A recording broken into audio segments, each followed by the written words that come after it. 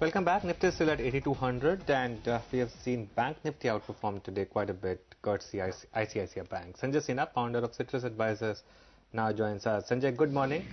Still a good time to buy, or would you now wait for a bit of a correction after the kind of bounce that we have seen in the market from 7500 all the way up to 8200 now?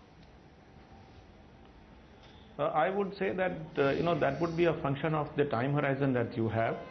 In my own opinion, I think the rally is now not very far away, because this is the crucial quarter before we will start revisiting many of the earnings estimate.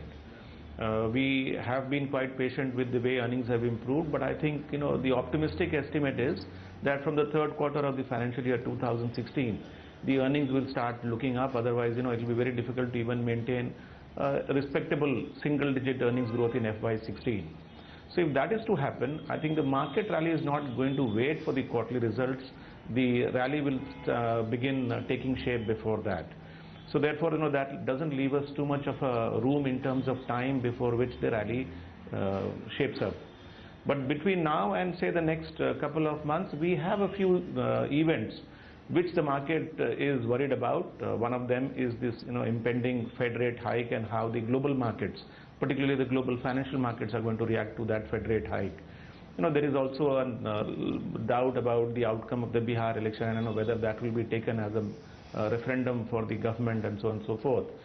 So given that these two misgivings will be out of the way by the end of the calendar year, we should have a strong rally now begin to shape up in the expectation, on an optimistic note, that the quarterly earnings from the third quarter will begin to shape up, and on I would say a base case scenario that even if it doesn't happen from the third quarter of financial year 2016, it will surely begin to pick up from the fourth quarter of FY16.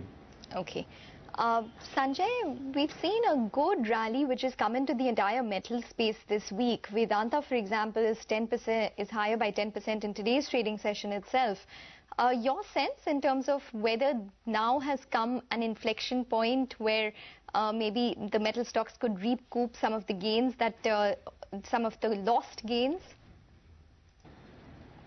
I am still a little guarded about the outlook on commodity prices, because if you've seen the IMF world growth projections, if you see the projections for China, China's GDP growth rate is supposed to come down from 7.3% in calendar year 2014 to as low as 6.3% in the calendar year 2016. So that's a very sharp deceleration of one of the largest consumers of commodities. In that background, I would not be very bullish on the commodity prices. In fact, I also have a view that one of the things that prompted Reserve Bank of India to cut the rates by 50 basis points came from the confidence that it had that there would not be too much of an upward pressure on inflation in the background, that the commodity prices would be soft.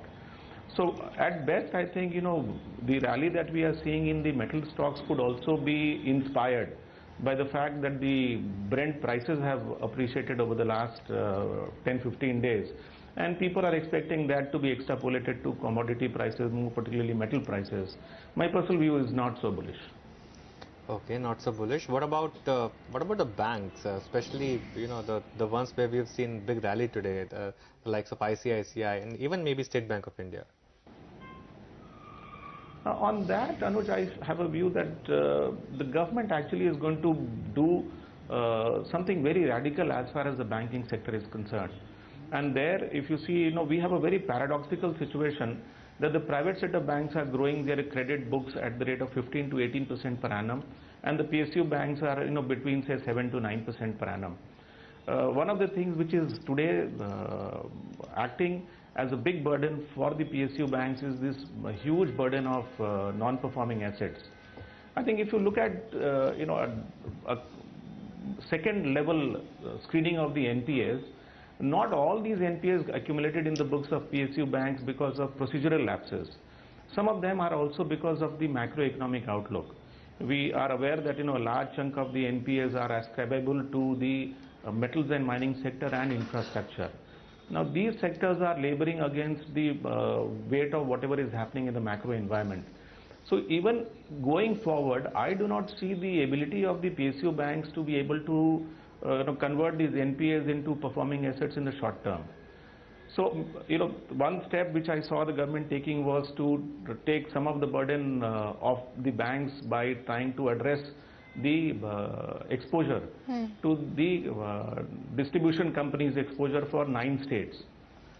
Way back in 2001, there was a similar issue which came in the case of UTI, where the markets had fallen and they had a huge asset base on which they had an assured return to be given.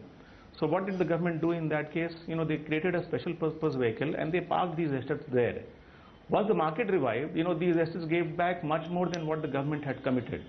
I think there is a need for a similar mechanism to be put in place for the NPAs of banks, and I think more particularly in the case of PSU banks. If that happens, I think that is going to be one of the key foundations of the rally that we are going to see, because if you have 30% weight of the larger indices to the banking and financial sector, you need that sector to be performing for the market as a whole to perform.